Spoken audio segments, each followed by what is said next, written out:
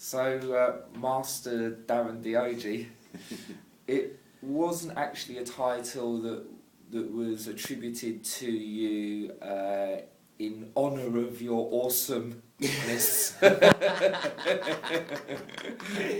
No. It's not something that you use with students, let's say. No. So, how did you come to have the master title? Well, we've all got it. Is my point. I just started to use it again.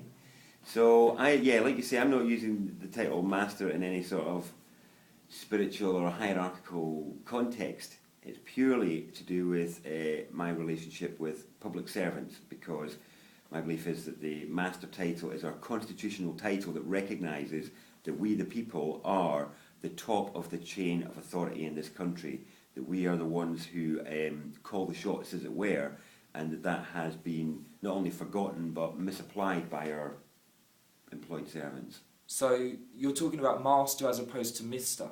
Yes. I think that's the great trick that's been played, that's allowed the employer, the employee, which is the public servants, to flip the tables on the employer, which is us, and start to tell us what to do, has been done through title.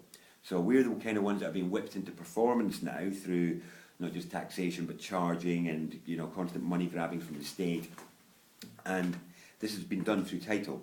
So the title master is what recognises our employership. So I mean, it's true that the modern governance refers to itself as the authority. There are many local authorities. Yeah. And this is part of the problem. Really, is this idea of authority that's been taken by public servants. Some time ago, the table was flipped somehow. I believe it was through title. The Mr. title, the one that we're all casually given, means a business or a trade. It comes from the word mystery, and mystery archaically is just a business or a trade. That is not an employer, that's a worker, and this is how the government and governance, or so-called authorities, have then kind of demanded performance from us. Now, I've adopted the master title to flip the tables back round again, because in relation to the public servant, I'm not a further servant, I'm not a subordinate of the servant, I'm the employer in this context. So in this context, I'm the master. So some people would say that this really only applies to men. Mm-hmm.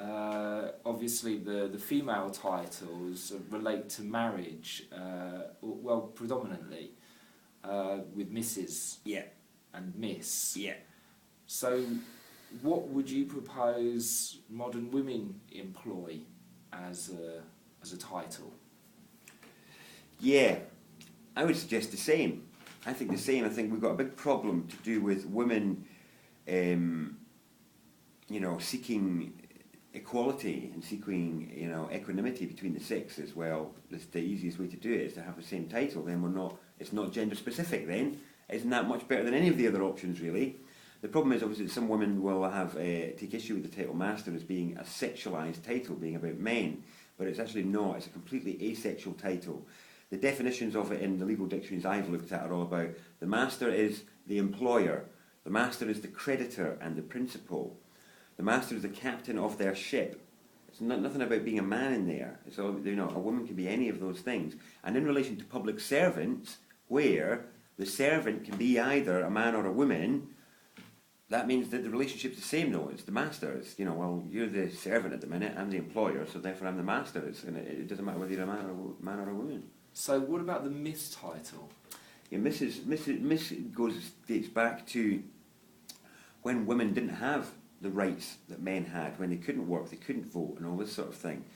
And if you picture a form that says title, forename and surname on it, and you stick Miss under the title field, just picture it, Miss under that title field. That actually means miss this, skip this, no title.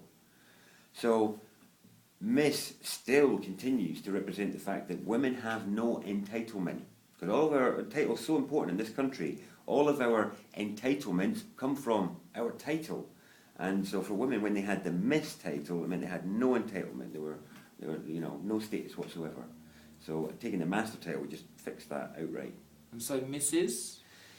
Mrs. is one which is a funny one as a spell and as a word, because if you read it, it just says Mers, doesn't it? It's Mers, isn't it? It's not a word. Now, unlike Mr., so Mr, when it's abbreviated to MR, you will also see that expanded to say Mr.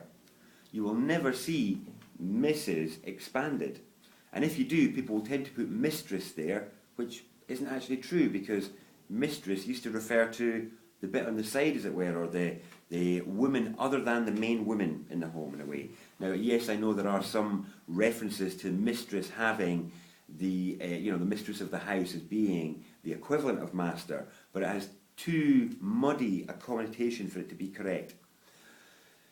As a word, I believe it's missing an apostrophe, because you have to look at when a woman gets the title Mrs. She gets it when she marries a Mr. And actually, it's missing an apostrophe. The term is Misters. So we have Mr. and Misters. It's actually saying that she's become the property of the business, or belonging to the business is what Misters is, or Mrs. It means belongs to the Mr.